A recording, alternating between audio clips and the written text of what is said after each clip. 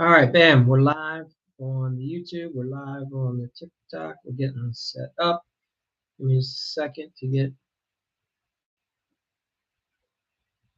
everything running smooth.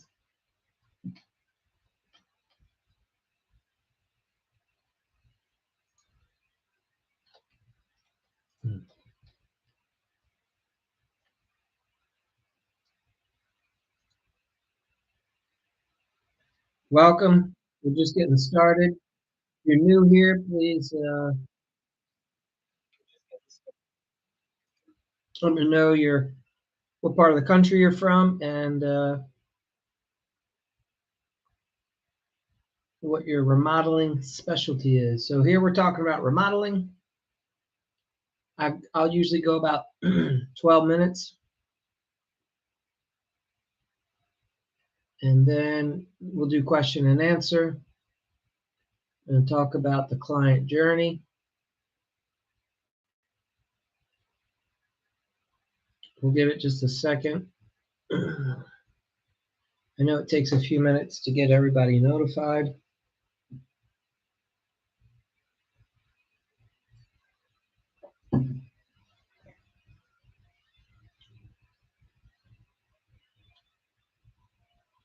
And if any of you are watching these replays, there's gold in here. What I mean is, I literally have taken everything that you need to know to run a successful remodeling business, and then I've broken it out into 6 stages, 6, we'll call them primary pillars. And then from there, I break it out into 100 days, right? So in a third of a year, 100 days, you'll learn every single thing that you need to know about running and growing and scaling your own remodeling business. And it's all from personal experience. It's what I've done, and it's also what I've shared with others. So pretty I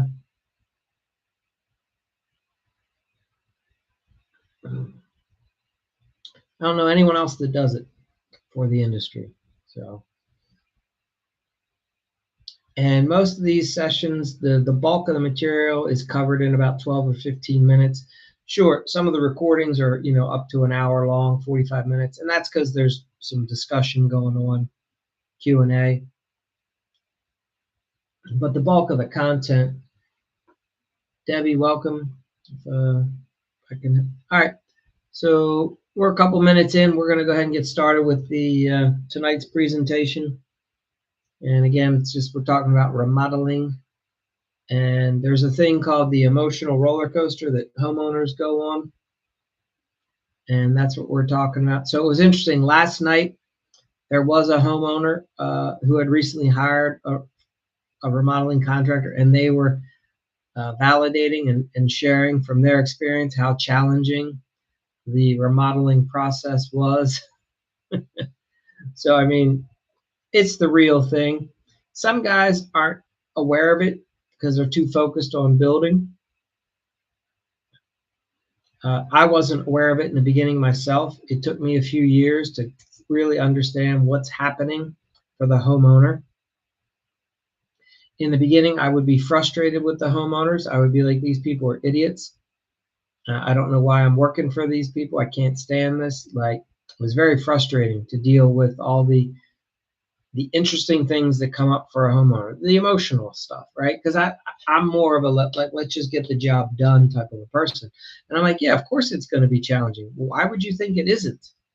And you just learn that there's different people have different understandings, and they process thoughts and feelings completely different than the way I do. And arguing with them didn't help. It didn't make the situation any better. It made it worse, right? Thinking that they're idiots didn't help. Instead,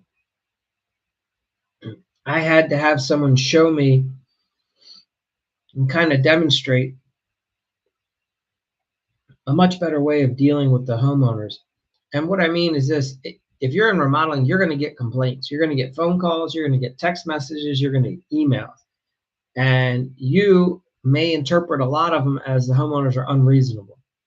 I'm not here to say whether they are or they aren't, but what you're experiencing typically is they're having an emotional reaction to the process of the remodeling taking place at their house. And the better that you can understand them, empathize with them, and then relate back to them, the better that you will do in this profession. Hey, Jay Allen, welcome. Good to see you. TLB, I'm not sure who you are. But anyway, so these are things that I've learned the hard way, okay? And I remember, this is how specifically this happened to me. I had two homeowners that we were doing kitchens for at the same time in the same neighborhood, and they were friends with each other. And what had happened was, like this happens for you guys, I'm sure, we signed up the one couple, husband and wife, to do their kitchen remodel. And we had a month or two to get ready and plan it. And in that interim, her friend said that she wanted her kitchen remodel, and the homeowner referred us over. And the friend's personality was completely different than the other person's personality. So here on one hand, we have this one kitchen remodel about to start, and these homeowners are awesome. They're the type of person that I love working with. This other person, because they were referred over to me, it's not necessarily the type of a personality that I enjoy working with. She was cheap. She was very demanding. Now, she was paying the price that we put out there, but her mindset was super cheap. She was always looking for something for free. And, she needed a lot of hand holding. She needed a lot of communication. She liked to complain verbally a lot and just express her concerns and frustrations. And she expected everything to be perfect all the time. Even though they weren't willing to always pay the most premium of price, right? Just not the type of customer I normally would have ever worked for. I did because it was a friend of this other lady's, and the process went so smooth in the beginning, partly because they were a referral, right? Sometimes your referrals come too easy. Anyway, what I learned, because this homeowner, the one that was a pain in the ass, not only did they hire us to do the kitchen, they then hired us to do like a new roof and some other projects. And it was at that point that my office manager partner at the time said, "Hey, Mike, let me handle this person. I think I can communicate with them better than you can." And they were right. And I was like, "How are you doing that?" Like, I find this woman to be the most annoying, most troublesome. I can't stand talking with her. I hate having to have meetings with her every Friday. And he's like, "Well, Mike, you're just buying into all her emotions. Let her emotions just be what they are. Guide her through the process. Let her know what's coming up next. Let her know that it's perfectly normal to feel that way." And I was like, "What are you even talking about?" Like, this was all foreign concepts to me. But my admin, my office person, the office manager said, "No, this is how you deal with a person like that." It was eye-opening. And that's when I really started to grasp the idea of this emotional roller coaster, because we had this happen with this wasn't the first lady that this happened with. And because of the way the admin showed me how to navigate with this homeowner, we walked away with multiple jobs from this family and more referrals. Whereas in the past, that would have been a client that I would have never wanted to talk to ever again. So that's the power of this. It's just changing the way you think here and how you feel here. And just because someone's presenting you with a bunch of complaints that you may judge as complaints, just know that that might be just the way that they communicate. You don't have to take it personally. Anyway, so, I'll just jump in. Thanks, Joshua. I'm just going to jump in to the content, but that's where all this came from, was from me struggling with certain personality style homeowners, and then learning that it doesn't have to be that way. So this is very common in this industry. Everyone's excited when you start. The homeowner's excited, you're excited. The homeowner can't wait to get the project done. You can't wait to make all the money. You start, it's demo day, right? Everyone's taking before and after the before photos. There might even be a selfie or two taking place. But by week 3, all of a sudden that homeowner's getting tired. They're frustrated. And they've got a lot of questions for you or a lot of complaints for you, and you don't even want to hear it. And usually by week 3, you might be starting to realize that you didn't charge enough, and now you're not making the profit. And now this job is becoming a burden, right? So all of a sudden things can get out of alignment. And it's not necessarily that you're screwing up everything. it's that there's this emotional roller coaster that's happening for sometimes both of you, but we're going to focus tonight primarily on what's happening for the homeowner. I am going to assume that you properly estimate your jobs and they're all profitable. But oftentimes we know the reality is they're not. But every client goes through this journey because it's buying is an emotional decision for people for the most part, like 80% of homeowners. And when you get this, you will have a lot more happy clients year round all the time. So in remodeling, they go through almost like that buyer's remorse sometimes. They're pissed that they wish they wouldn't have hired you. They start thinking about how much money they've spent. And I'm talking for projects that are longer than 2 weeks. Most people can put up with things for a day or two. Those of you that get into like the handyman work, one reason we love that handyman work because you're in, you're out. And you don't really frustrate the homeowner much. You don't have all this emotional baggage that comes up. But when you start living with the homeowner because you're there for like 3 months, it gets sticky. And there's a lot of emotions that come up for that homeowner. And it takes a talented crew leader or you as a business owner to help that homeowner navigate and not get drawn in a weird way and then have you triggered and all the things. So let's go through this. There are some things. The reason this happens is there's these things called silent landmines. And here's what happens. Most remodelers just focus on the work. You're making sure you got the lumber, make sure the drywall showed up, it's not damaged. You're inspecting the cabinets. Meanwhile, the real job, it's happening in the homeowner's head. It's when their expectations don't line up with reality. And we often don't even know what their expectations are because they haven't shared them with us because they live up here in the homeowner's head. And the next thing you know, they're stressed, they're angry. And if you ever experience where a homeowner just starts blowing up for what you may see as the most trivial and benign things, you're like, this makes no sense.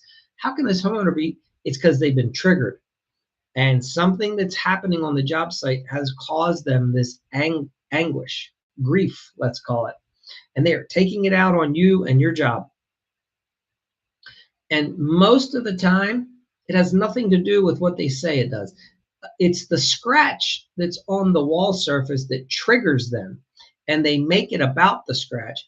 But really, it's because like 3 years ago, somebody else did something to them, or like when they were a kid, this happened. And all of a sudden now, they're pissed.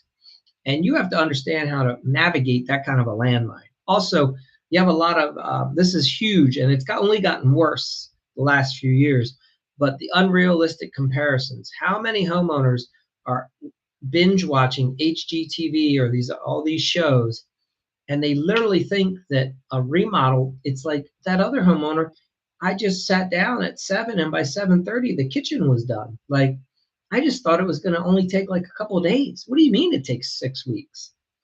And 2 weeks in, that's why they're getting pissed off. They just don't comprehend and understand it because their experience of remodeling has been what they've been watching on TV for 3 years while they were saving up to do this remodel. And also, remember, I've talked about this before. We talked about something last night. A home is a person's sanctuary. Most people, the way they act at home is different than the way they act everywhere else. The average person that goes out to a job every day has to get dressed usually for work, and go to work and put on their work personality, their work face, their work manners. But when people come home, they like to let all that shit go. And people are not always the best to be around when they're in their home environment. A lot of people have substance issues and they need to be at home to do that. And that's how they cope with their daily life. And what I'm just being, this is the way it is. You have to understand this. A lot of people come home from their work stressed, agitated, frustrated, and the first thing they do is take something to help take the edge off. And that puts them in a state that they generally don't go about being in public and interacting with people. But you as the remodeler, if you're working late or if you have to have a conversation with them at night, you're going to be having these interactions when they're in that altered state, let's call it. So the interaction is going to be different than it would be during the day, typically the way you meet with them. So all of this plays into the dynamics. You just have to understand the reality. That's the way it is. A lot of people, the only way they can get through life is by being in an altered state when they're at home. Also, when their home is a mess, and you, like, if you're demoing their because their, let's say the living room has gone away and it's become a staging area, and their typical routine is to come home and sit on that couch and binge and just float away and zoom out of life for a couple hours, and they can't do that now. Like, it starts messing with their brain and they start getting pissed and agitated. um, all the things start happening. They're not eating the same, so like that's messing up their body. I'm not saying they ate well before, but most people are creatures of habit and they do the same things all the time. And when that pattern gets interrupted, all types of effects start happening physically, emotionally, mentally. And when you're in someone's house for more than 3 weeks and a major remodel is going on, a person that doesn't have a good sense of self and a person that has a lot of other underlying issues, it's going to be much more challenging for them. Okay. Some people, this is no big deal. They're adults. They've done a lot of self work. They manage and they maintain. But some people, it's a nightmare. Okay. And so that's why that cart goes off the rails sometimes. And you just have to appreciate that if a homeowner is getting pissed at you, yes, something in your interaction with them triggered them, but most likely they're having a really hard time dealing with something else that this remodel has altered in their life. And somehow you have to be able to address that with them and say, Mr. and Miss Smith, I get it. I can see why you're frustrated. I'd be angry if I were you. It has to be exceptionally challenging to come home and not have the living room that you're used to, and not be able to just kick back and unwind, run around the house naked, whatever you normally do when nobody's here. And lately you can't do that because we're here, we're remodeling the house. And so you've had to be on like your best behavior, and that's stressing you out, whatever. But you have a conversation with them where you let them know that you understand, appreciate. Maybe you talk to them about getting a hotel room. I don't know. Like, you just figure some things out, but you have to appreciate where they're coming from. Also understand that trust is starting to slip away when you don't talk about this. You and the homeowner have to reconnect somehow. Somebody on your team has to connect with them. All right. And 9 times out of 10, you're going to be the bad person if you guys don't figure this out. If you figure it out, then all their anger and blame goes where it should go. If not, it's all coming towards you. And that's why people don't pay their end of the bill. Like, that's why a lot of contractors have trouble collecting the last payment, is because really it was an emotional trigger that happened during the construction that they don't know how to manage. And then it went off the rails, and now the homeowner can't stand them. So your professional reputation is often just like one client meltdown away. And that one client meltdown, it can sink a bunch of referrals. It can destroy your chances of getting more traction in a certain neighborhood or within a certain group of people. So, and this is real. This happens to most contractors frequently, several times a year. And if you can manage this and get this in like to where you're an expert at it, it'll really change the trajectory of your business. Okay. Because you don't have to spend time advertising. You just have to spend time empathizing and understanding where the client's coming from. And again, it may not be you, might not be the best person to do this. You might need somebody on your team, maybe an office admin, a female, somebody in the company that can help you do that part. Women tend to be much more empathetic in general. So just what I'm sharing with you is that could be the reality. And for me, that's the way it had to be for a while. I couldn't do that stuff. No way. Not me. You're talking to my office admin. You're getting that straightened out. So here's the thing. If you just keep doing what you're doing and you keep ignoring the human side of the homeowner's journey, you're going to end up keep wondering why all your jobs feel like babysitting and why there's constant tension, right? Or you can start developing a program where you lean in and you lead that client and you let them know, hey, Mr. and Ms. Smith, I'm sure this is going to be challenging, right? And here's some things that some other clients have done. Maybe you go away for the weekend, right? Maybe you stay in a hotel. I don't know. Go stay with your parents. Do you have in-laws in the area? Do you have a brother? Whatever. You figure out a way to help work with them so that they can have a different experience of the remodel. And sometimes you don't know until you're into it. Okay, because we don't always know what our homeowners struggle with. Why would we? We're not asking those questions, and they're not going to be sharing that with us during a standard interaction of signing up for a home remodeling project. Plus, it's who wants to know all that shit about everybody anyway? It gets too heavy. All right, so here's what the journey usually looks like. Again, in the beginning, everybody's excited. You're excited, homeowner's excited. Then, now all of a sudden, you guys roll out the rosin paper to protect the floors. You got the zip walls up. There's blue tape and tarps set up, and there's construction debris, and there's materials staged in the yard, the driveway, and there's dust and dirt. And all of a sudden, that homeowner, that's where they start getting fatigued. They're tired. They're not sleeping as well. You're going to start noticing it early in the morning. They're getting up later, or they're running behind. They're rushed. They're missing things. They're running late for appointments. And each of these little things just starts disrupting them a little bit more. The honeymoon phase is wearing off of you being there remodeling. That leads to their frustration, right? And now they might start dragging their feet, not making certain decisions if you've allowed them to not have all the selections done up front. They might start telling you you can't start at 7 in the morning. They don't want you to start until 8 now because they're so agitated. All types of weird things can start happening. That's your clue to let you know frustration level has been reached by the homeowners. Also, you have to get the reason we do all the decisions up front is because we already know that if we don't, the homeowner is going to go through what's called decision fatigue. And they're going to get to a point where they're pissed. And it's a passive aggressive thing they do where they're not going to give you the answers because they're frustrated with you. And so now they're going to sink the job, right? And you don't want that happening. This is why you get all the decisions up front for kitchens and baths before you even start the job. You think it's extra work, but what you don't realize is you're minimizing the impact that client's going to be able to have on your future profits later on once the job starts. Also, once the homeowner reaches frustration, this is where regret starts building up. Now they're pissed. Now they say, did we make the right choice? We must have hired the wrong contractor. We should have hired that cheaper guy. We're spending too much money to have to put up with all this crap. And that's another reason why they're not going to want to pay all their bills with you. And they're going to start complaining.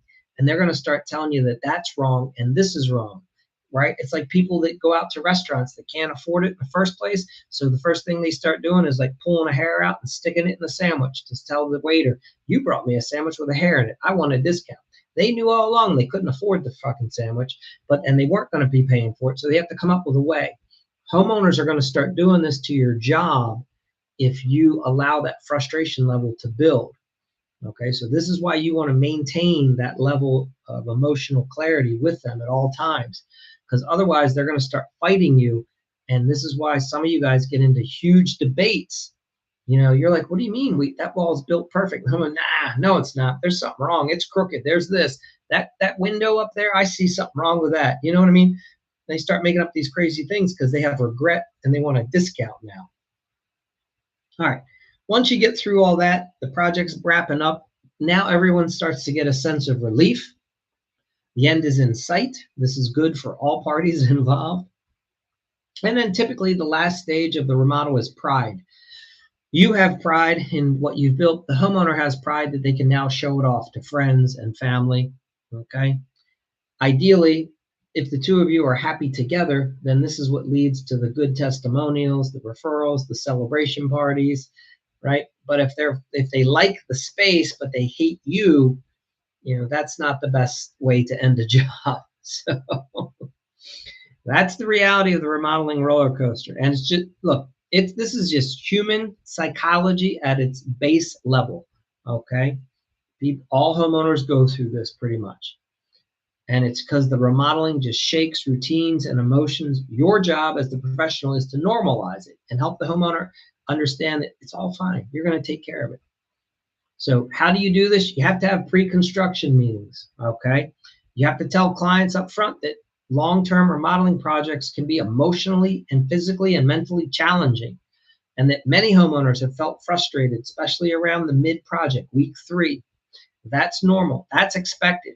And here's how we can help you get through it. That way, when the homeowner starts feeling frustrated, they recognize that it's a natural thing that should have happened just because they're doing the remodel. It's not something that you or your company is causing them. Okay, that's key. Also, have weekly follow-up with homeowners. Some homeowners need higher maintenance, but at a minimum, you should probably be touching base with homeowners on Fridays, right? Fridays are usually a lower stress day for the homeowner. Don't do walkthroughs on Mondays, right? Homeowners already stressed enough about the whole week ahead of them. Do it on a Friday. They're looking forward to their weekend. That's why you do them on Fridays. And even if it's a small walkthrough, just do something short and show the homeowner all the great things that you've done. Remember, walkthroughs aren't to look for problems. They're to accentuate all the hard work that you've done. And you explain to them how smart they were for choosing you as a contractor, because look at all the nice things you're doing that they're now have made as an investment into their property. And also remember, you're always normalizing emotions. When a client vents, look, it might make you uncomfortable as hell because you're a non-emotion guy. You don't feel emotions, you don't register emotions, you don't process emotions. And if someone's around you is doing it, often for most guys, it makes them very uncomfortable. But now that you're a professional, you have to learn to just be zen when that's happening. Just don't get defensive and say, I hear you. It sounds like this is challenging. See, by you acknowledging their feeling, it doesn't mean that you're saying that it's your fault. You're not saying that you agree 100% with what they're going through or saying. You're just recognizing that it's tough for them. That's all you're doing. You're just saying, yeah, I hear what you're saying. I can appreciate that. Sure. And when many clients feel that they've been heard, then they relax and they drop the pressure. If you try to tell them that it's their fault and they shouldn't be feeling that way, I can tell you right now, it's going to backfire on you. All right. And that's really where that applied relational intelligence comes in. You reframe the emotion and you let them know it's normal. It's nothing to be catastrophic about. There's nothing to worry about. You've been through this with 100 other clients. Many of them go through the exact same thing that you're going through right now, Miss Smith. Everything's fine. I hear that it's challenging for you. Sure, you're having some trouble sleeping. I bet I would too, maybe. Whatever. You just empathize and you help them realize that they're normal for going through it, and you tell them it's all going to be fine because that's normal. All right. So that's the overview. The way you can put this in with AI is you'll tell the homeowner to help write you. You're going to write an update for homeowners, and you want to do this weekly. You'll go through this. So you use the applied relational intelligence. You're going to acknowledge the progress that we've made. You're going to explain potentially any delays that you might see coming. You use very plain, simple language. You're going to reassure the homeowner that the remodeling process is running perfect. Everything's good. You use a calm, professional, confident tone, and you just prep them on what's next. So you pop that into the AI agent, and it'll outcome a script that you can read through a couple times. Then you're ready to go have the conversation. So, or you just keep texting that, hey, we're behind schedule, and wonder why your client's ready to burn the house down. So imagine if you do this instead of those late night calls where the homeowner's on edge, your clients can't wait for you just to walk through Friday and educate them. Instead of getting panic, phone calls, complaints, scathing emails, instead the client's going to say, I started noticing I was feeling stressed out. I remember you telling me that was going to happen. So everything's good. Thank you for sharing that with me, because you're right. I'm getting stressed. So instead of finishing with tension, you'll finish with trust, and then, you'll have a good testimonial. That's everything I have for you tonight. Please, ask any questions. Jay Allen, looks like you've been on for a bit. What's that? Aid Adavan. But anyway, yeah, anybody that's still on, if you have any questions about the process, let me know. It's pretty simple stuff. It's very, the bigger the job you do, the longer you're going to be at a homeowner's house, the more that this comes up. And again, it's primarily on interior projects especially if you're redoing somebody's master bath and bedroom. You're good. Thanks, Jayon. If you're redoing somebody's primary master bath, master bedroom, and they've had to move out, that is very challenging for people. Most humans want their own personal space. it's the reason why for like Americans specifically, like if you're in a different country, this changes. But like in America, the average person doesn't ever go away for more than 1 week. So they're in their own set routine 51 weeks out of a year primarily. So you can imagine when you come over and start remodeling and you're disrupting their lifestyle for more than 1 to 2 weeks, like they're not used to that. That's never happened to them before. And a lot of shit starts to go sideways when this is happening. So you just have to work through it with them, you know. That's what we've noticed. In fact, we even, I don't know how much to disclose here. On our job schedules and folders with clients, I'll rate homeowners to whether like 1 to 10. If I think they're going to go through the process pretty smoothly and we don't have to worry as much, we put them more as like a 1 to a 3. If I think the homeowner is going to be high maintenance and have a lot of problems, we put them like as a 7 to 10. And then everybody in the company knows, hey, that project that we're getting ready to do for the Jones, yeah, this one's going to be challenging. They're going to be on edge. So everyone's going to have to do the best to be reminding them and walking them through all the emotional crap. Even exactly, JL. It totally does, man. Yeah, for sure. You got it. You've been there, man. Yeah, it totally goes south with the wife. 100%. So, yeah, and you've probably learned, like most married guys get this over time. Your spouse is having their own personal experience. They want you to hear them. You don't have to be having the same experience, but you don't want them to think that you think they're crazy for theirs. You just let them know, yeah, that makes complete sense. Oh my God, I can totally understand why you think and feel. Yeah, 100%.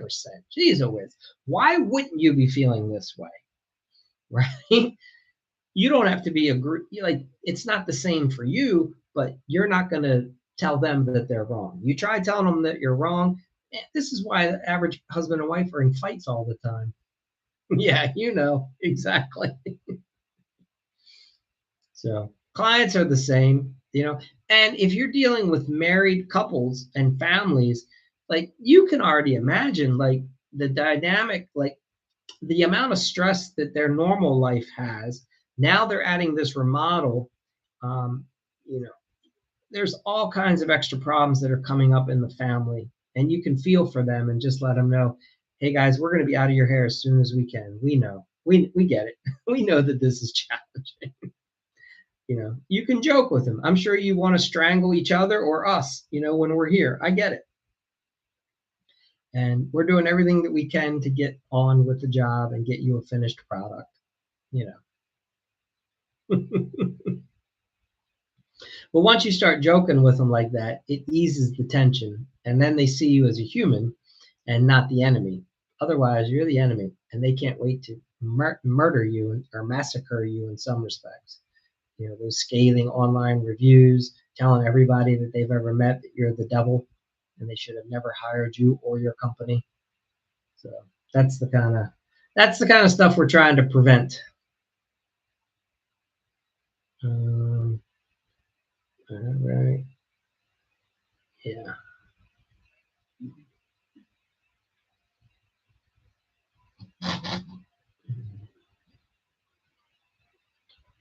Trying to see if we have any other people on tonight or not. Yeah, if you have any questions, we were just talking about managing the emotional roller coaster the homeowner goes through during a typical remodel. And you can do it. Even if you can't do it, you can get somebody on your team to do it for you. It's one reason why in remodeling, the reality is this: to have a lot of success, most guys have to find someone to partner with, right? I'm not saying it's a 50-50 partner, but you need to bring a balance into your business, another personality. if you're the guy that's primarily doing the work, selling the jobs, whatever, you'll need someone on the backside to, somebody to help you manage like all the paperwork and the office and the back end, kind of be that glue that holds it together. Um, anyway, and they don't have to be a physical partner, but it's like you need an employee, you need a bookkeeper, an office admin, a spouse. A lot of times husband and wives, this is why a lot of husband and wives really do a good job running a remodeling business. The guys at traditional roles, things change, but traditionally the guy's doing the work and the wife is smoothing over all the things that the guy's messing up out in the field. And the wife, smooths it over with the homeowner and, is very empathetic and understanding. And then that guy can be so much more successful. Whereas if the guy's just trying to do it on his own, it's a much harder road. So the sad part about success is that you gotta beat the mid-level boss. That is the hater. Yeah, I mean, potentially. Are you saying that, Jeff? Are you saying that you work? Is this in your scenario? Are you working for somebody, or is that person working for you? That's the part I don't understand. But yeah, I mean, the reality of the world is this: is that there's in companies specifically, there's a lot of people that aren't talented at all that have a position of authority. And I'm going to tell you right now, if you don't think this is real, you're lying to yourself. People that don't have talent spot talent in others and see them as a threat. And that is why a lot of companies, the boss will get rid of people that are super sharp, super good. They'll just get rid of them. They'll find a way to make that person wrong, get them fired, whatever, because they don't want to be threatened later. And it's a very unfortunate reality that happens to some talented people is they'll struggle to get a job for some time. And it's because somebody who's incompetent, insecure, has a big ego problem, usually has risen to somehow to a position of authority, probably doesn't deserve it, doesn't know how to level up themselves. So they'll shoot down any threat that they see coming. That definitely happens a lot. Yeah, the negative review. Yeah, I mean, so definitely homeowners will. This has been our experience again. You start the remodel, everybody's excited, something gets triggered midway through. If I don't know how to manage that homeowner's emotional reaction well, now all of a sudden I'm the devil. On all the hate, everything that's ever gone wrong in their life gets transferred over to if this would have never, my life would be so much better if we would have never hired Mike's company to remodel our kitchen, right? And the next thing you know, they hate you. And they just, all that energy, that negative energy that they've been carrying around like in their backpack, for 5 years, they just put all that crap on you and your company everywhere they go. So, yeah, it just depends on, if you do smaller jobs, it's much easier. That's why a lot of companies, prefer the 1 to 2 week projects. You get in, you get out. None of this even comes up. But if you start working for a homeowner for a couple months, I'm not saying it's always going to happen, but it has a tendency to happen. And it just depends on, a lot of it has to do with the size of the house that you're working in. If it's a smaller house and you're impacting the space in a much larger sense, the homeowner has nowhere else to go. Especially we did a lot of rehabs in in row home. There's a lot of row homes in our area, right? These are small houses. So the only way you can get from one floor to the other sometimes is you have to walk through the kitchen. So imagine if the kitchen is under complete construction. So, every day when we would stop, we'd have to make a pathway so that the homeowner could just get through the house overnight. That starts to build a lot of tension. Whereas if I'm working on somebody's mansion, they have, they can walk around the kitchen. There's less stress. So,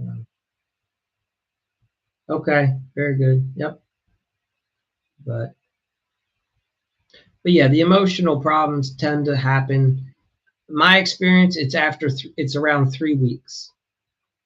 So, and if you, so a lot of, like, for us, a typical kitchen's taken 6 weeks, so it's usually midway through the kitchen remodel.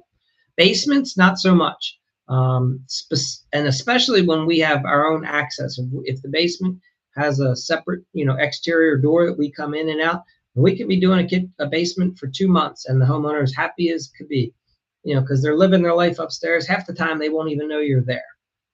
So, and roofing, similar, right? As when you're doing a roof project or siding, if it's outside and the homeowner can just go about and do all the regular shit inside, it's much less of an emotional trigger. But when you're in the house, you're doing the master bathroom and you're doing the kitchen, or you're building that addition and you've had to break the wall down because you're blowing out the master bedroom, and now the wife has to deal with plastic up all the time and that kind of stuff. That's when the tension definitely raises for sure. So, all right. Yeah, Jeff, what part of the country are you in?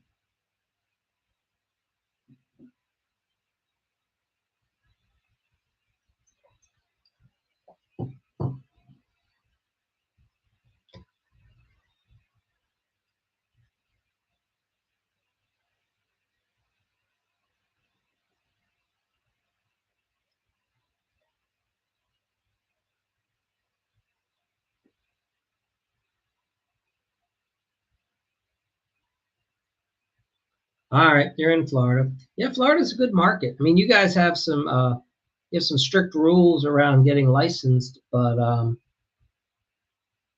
it's an interesting market right now. I think depending on where you're at, you have some people leaving the state, right? So in some markets, I have a lot of family in different parts of Florida. Yeah, Sarasota. Yeah, you guys. You know what's nice too about where you're at? You have a lot of money, right? You have a lot of ball players. Specifically, I think baseball, and because of spring training down there, a bunch of them have second homes. Yeah, so that's probably an awesome market to be in. Look, at the end of the day, working for people with money is always a nicer thing. Sure, they have some of their own issues. They could be a little more demanding, but when you're getting paid well, it's a little easier to put up with them. And a lot of wealthy people are very understanding too. So yeah, Florida's a good market. It's expensive to remodel too in Florida because you guys have the hurricane standards, right? So I'm talking exterior work specifically. Okay. Yeah, so I guess like a handyman business for sure. Yeah.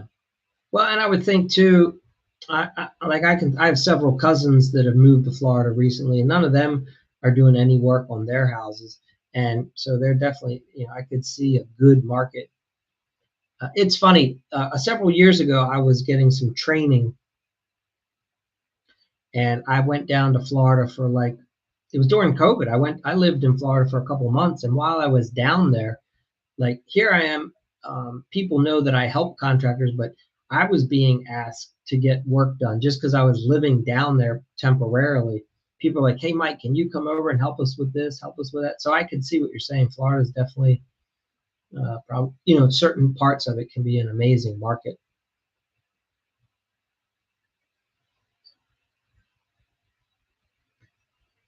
Yeah. All right, Jeff. You have to let me know what yeah. Put your page in the comments.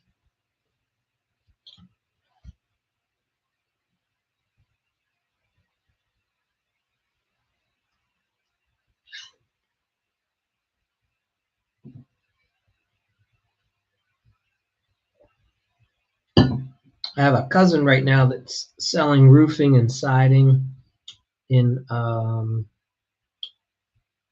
it's not Sarasota. It's like up near more like Tampa area, I think.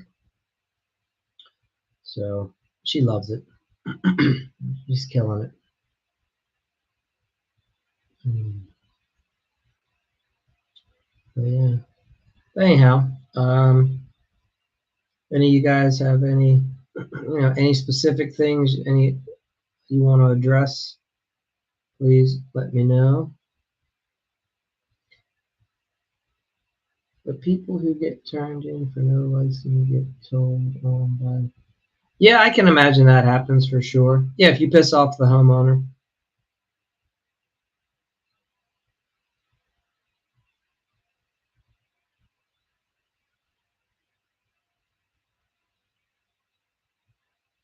Right? Yeah, at the end of the day, we never know what's going on in our over time. The more you deal with people, the more you start to get that like little bit of intuition, right? Where you start, how do I explain it? People will say one thing, but often you can tell that they're feeling a complete different thing. And when you get that level of discernment and you can start saying, whoa, I hear you saying this, Mrs. Homeowner, but are you sure you're not feeling this way about something? You know, and try to work through that issue. How do you deal with work? So if you, are you, hey Fidel, nice to have you here. Do you have if you're let me know if your workers are younger or older, like 25 or younger or like 30 or older. You do good work. I've done everything from kitchens. Yeah, yeah, I can hear what you're saying, Jeff, for sure. I think, I don't know what it's like to deal with that in Florida or not. Some markets it's easier to get away with it than others for sure. Um, Fidel, what I've found is younger workers, you have to have like that come to Jesus moment, they say. Like you just have to be straight with them. I find most younger people are will respect it, and you'll know right away whether they do or they don't. You have to see what they're capable of emotionally, right? So a lot of it is like how were their parents raised? Yeah, roofing. I can imagine. Yeah, roofing. Yeah, with insurance claims, permits for sure. Um, but when it comes to your employees, Fidel, you want to have an honest conversation with them, and you should even consider just talking to him. Say, hey, Bill, listen, I, it appears to me that you're frustrated about something. I'm not certain. That's just how it comes across. Is there something that's frustrating you about this job? Are you not happy? Like, do you want some help? Would you like me to help you find another career? Do you want to work for somebody else? Are you not, is there something I've done? Like, I would just have the conversation with them. Look, the best thing you can do in life at any point is just call the elephant. If there's an elephant in the room, don't just bring it up. You never know where it's going to go. Um, but a lot of people have these like passive aggressive behaviors because most people in most families don't deal with real issues. Everything's brushed under the rug, right? It's like we have an alcoholic family member and nobody ever wants to talk about how he's abusing somebody or whatever. Like there's always this person that nobody ever deals with the issue. It just, we act like it's not there, and that just leads to resentment. So yeah. So, and sometimes it's not the employee's fault. And here's what I mean. They're just used to dealing with things the way that it was dealt with in their family or at their previous level of place of employment. And you can just let them know, hey, like, look, I'm not that kind of boss. Like, I want you to work here if you're happy. If you're not happy, let me help you find something else to be doing. And are you even aware that you're not happy? Like some guys don't even know that they're fucking pissed. It's just how they live their life. I have a tenant that I rent a place to right now. He's a young kid, and this kid's having a heck of a hard time emotionally. And a lot of the issue comes from his parents. His parents tried to do everything for him in life. So now here's a kid, he's 24, living on his own, and it's a disaster because he can't do crap by himself because his parents did everything for him his entire life. I've had to have a lot of hard conversations with him saying, hey, brother, like this ain't going to work. Like you're an adult, you're renting an apartment, like you have responsibilities. Your parents aren't coming to save you. Right. And he looks at me and he's shocked half the time because no one's ever talked to him that way. Often he'll apologize and then say thank you. And then we move forward. And then other times it's still a nightmare. You just have, so there comes a point where when you talk to these employees, some kids can make the correction, some can't. You as the boss, you get to decide, do I want to keep putting up with that? Do I want to try another strategy? or is it best that we maybe part ways? I give people 3 chances. I've talked about that in one of the videos we do. You should you have 3 meetings. First time you let them know that, hey, what we see happening is not what we want here, and just let them know. The second meeting, you bring them in and you sit down and you physically present them with a plan. You say, this is the steps that we want you to take moving forward to stop being or doing what this way. And then the third meeting is you thank them for being here and you let them know that that's their last day and you move on. You might be scared in the beginning to let someone go, but you'll find their replacement in a heartbeat. It's not the end of the world. Yeah, exactly, Jeff. Yep, pre-managing and outlining expectations is very important.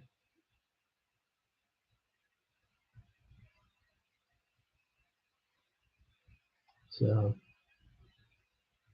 and just remember, everybody's going through stuff. So that's why you should always have that initial conversation. Don't make them wrong. You just ask them, hey, this is what we noticed, and maybe we'd like it to be different. Just have a conversation with them.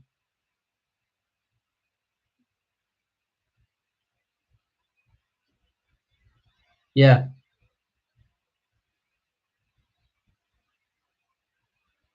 Yeah, Fidel. Hey, look, Fidel, at 22, just the fact that you're here and even asking that question, you're like way ahead of the curve, brother. I'm gonna tell you right now.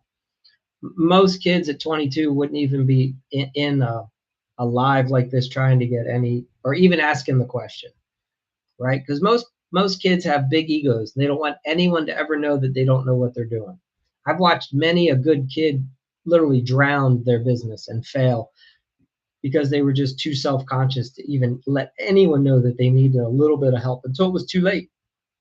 And then they're completely out of business, bankrupt, broke, whatever. So you're doing fine, brother. Yeah. And that's the only way you learn is by going through it and making mistakes.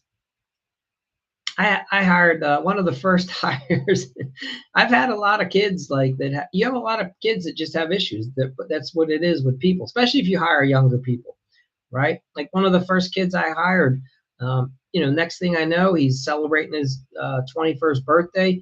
He's drinking, he's getting drunk. Well, he had just celebrated 21, but now he's into like partying a lot. Next thing you know, he's going out during the week. And then all of a sudden he's getting arrested for a DUI. Our van's getting impounded with all the tools, right? He's not showing up the next morning to jobs, and stuff happens. He ended up having to part ways and let him go because he couldn't get his drinking under control. But what I'm getting at is you're not always going to be able to solve everyone's problems for them. Most people have to really face their own consequences.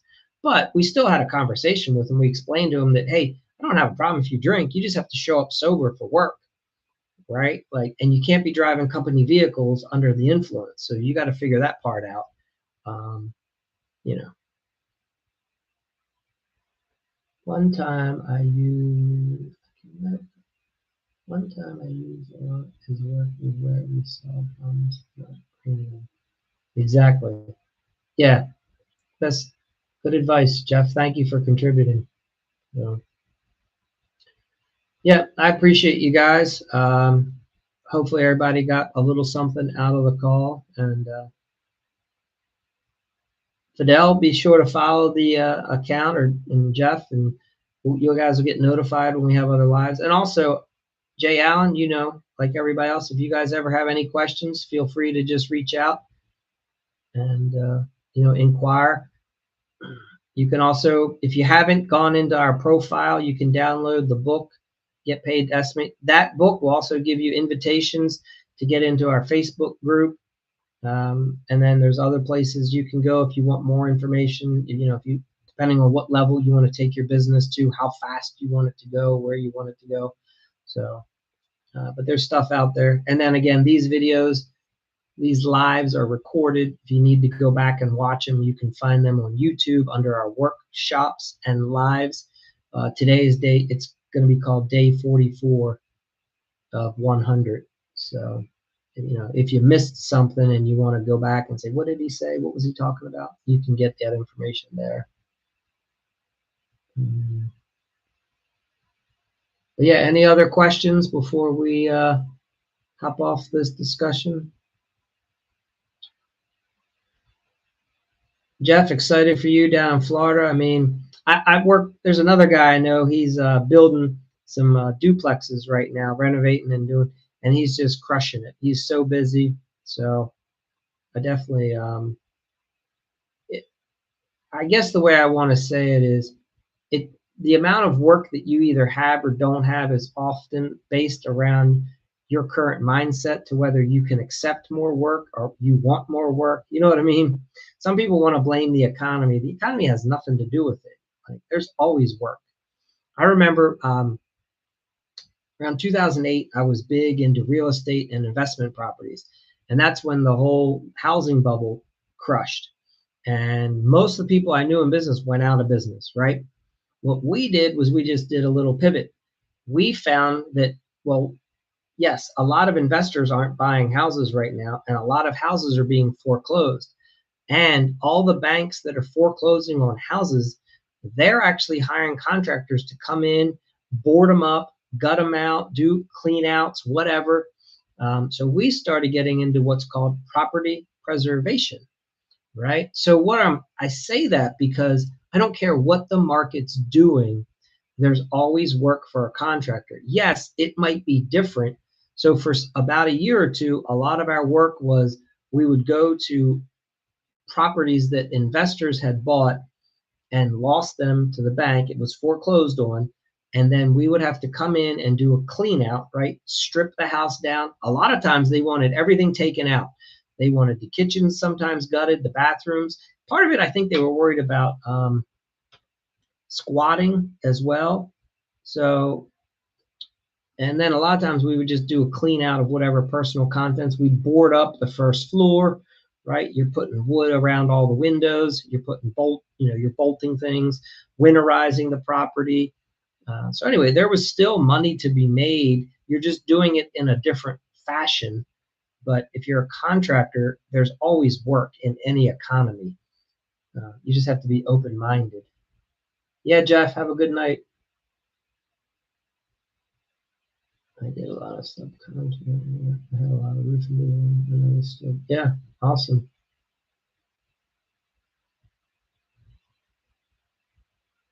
So, Fidel, what are you saying? What are builders looking for fence and landscaping? Are you wanting to work with the homeowner directly, or do you want to be a subcontractor, Fidel?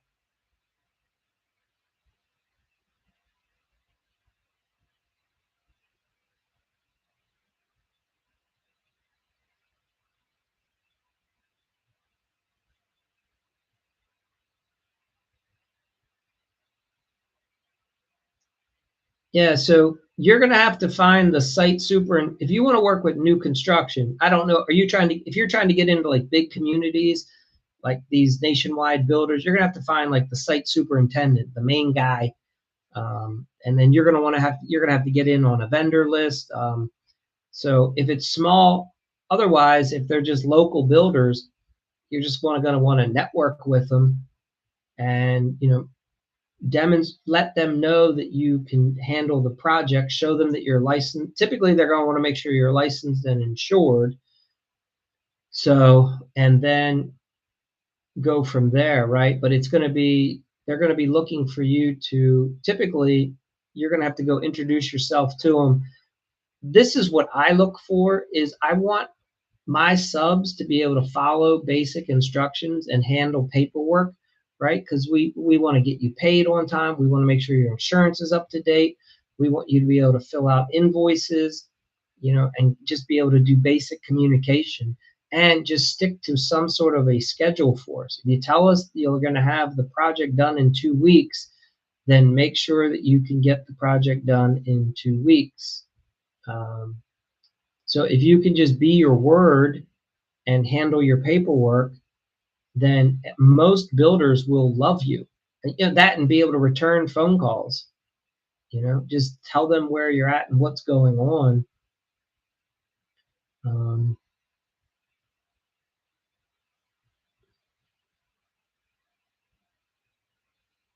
yep.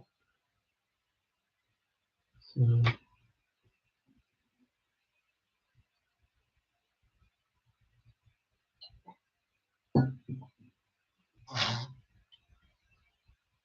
but Fidel, you could you can do what's called a subcontractor application. You can get it all together, have all your information ready. Let me show you one.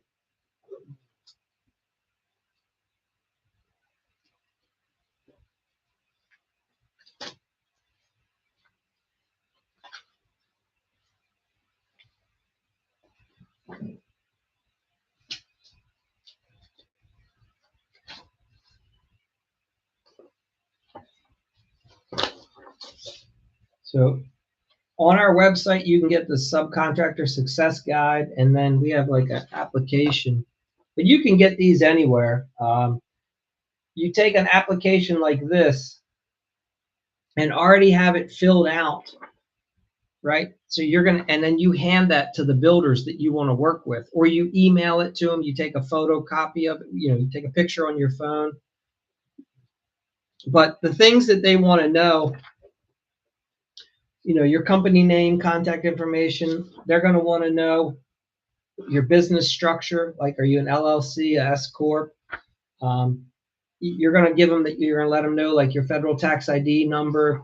You're going to give them your certificates, any certifications that you have, your insurance, who you're getting your certificate of insurance from. You'll do things like that.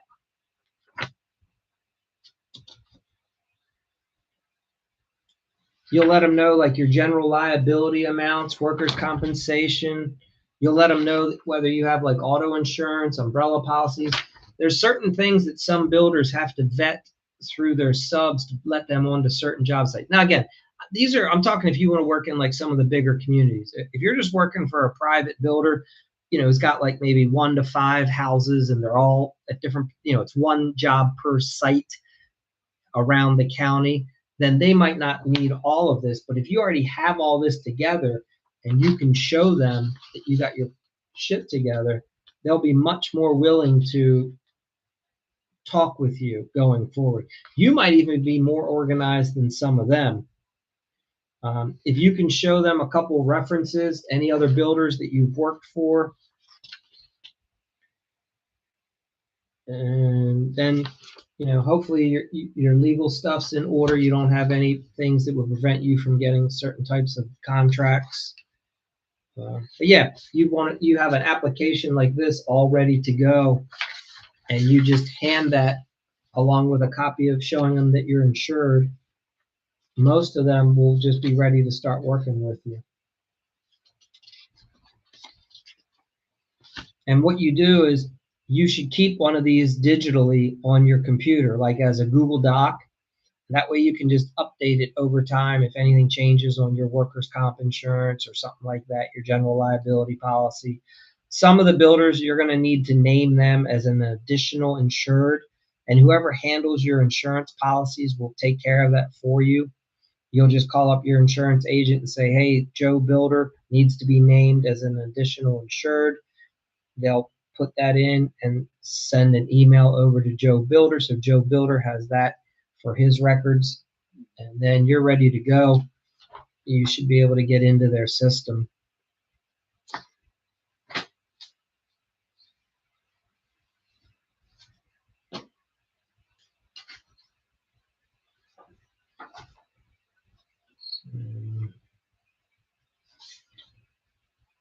And then Fidel, if you don't, you should have a subcontractor little checklist that you should show the companies that you and your guys use to make sure that you get the jobs done right.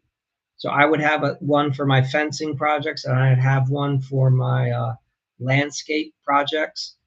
And this lets the builders know that you have an internal quality control, let's call it, that you guys are making sure that you're doing the little things, like on all your gates, you're making sure that they swing properly before you leave, the latches are working, right? And there's no exposed concrete. If you're setting the posts in concrete, you're making sure that that top inch or two is covered with either some dirt or grass or whatever, things like that. Little things that go a long way to showing the builder that you're a professional. So, all right, guys, I think that's everything unless anybody has any other questions.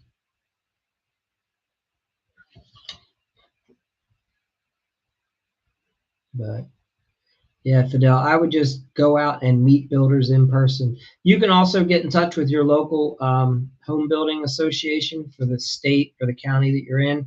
They'll have a list of the local home builders and see how you can get a copy of that list. Go onto their website possibly, and then just go around and literally introduce yourself to every builder. Send a letter, send an email. You know, whenever you pull up to a job site, it looks like it's a new home build. Get out of the vehicle, go introduce yourself to somebody. Try to have some sort of a flyer or a business card at a bare minimum, something you can leave behind. So, and if you're persistent, you'll get those jobs in no time.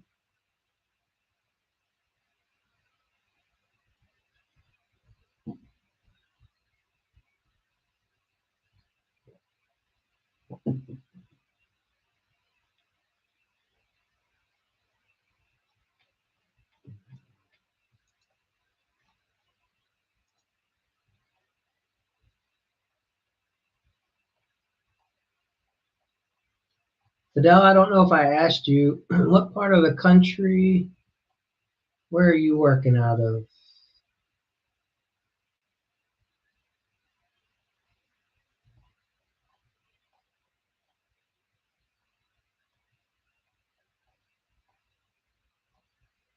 Jeff's in Sarasota.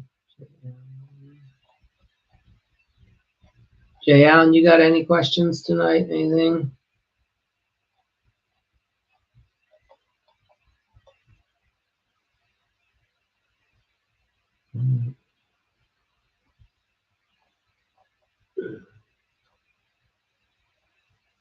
Fidel, I was kind of looking back through the chat. I don't see if you told me where you're from, so please forgive me if you did, but I don't know what part of the country you work out of.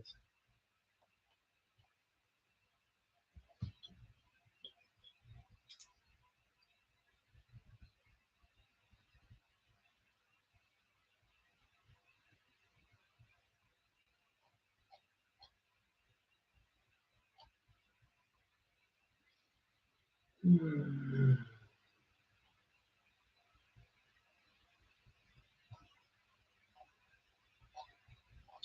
All right. Well, guys, Jay Allen, I think unless you have a question, I think we're going to close up shop for tonight.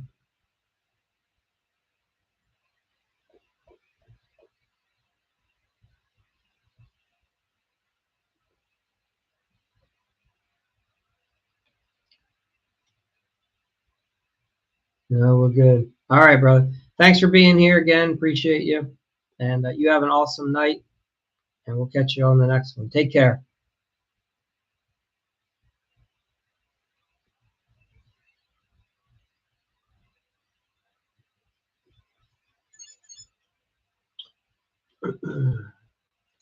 And for those of you on the YouTube, I don't think I ever shared the screen.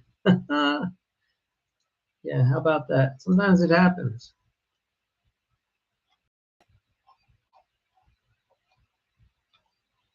So just in case you come back to it later, I'll just scroll through slowly so you can see what we talked about tonight. Mainly just how to negotiate the homeowner's emotional roller coaster. So you can you can come back later, take screenshots, pause the screen, whatever. I mean, it's important to know the 6 stages: excitement, fatigue, frustration, regret, relief, pride, and then obviously how you handle that by going through pre-construction, the weekly meetings, and normalizing emotions, integrate the ARI, and then of course the what if, the close.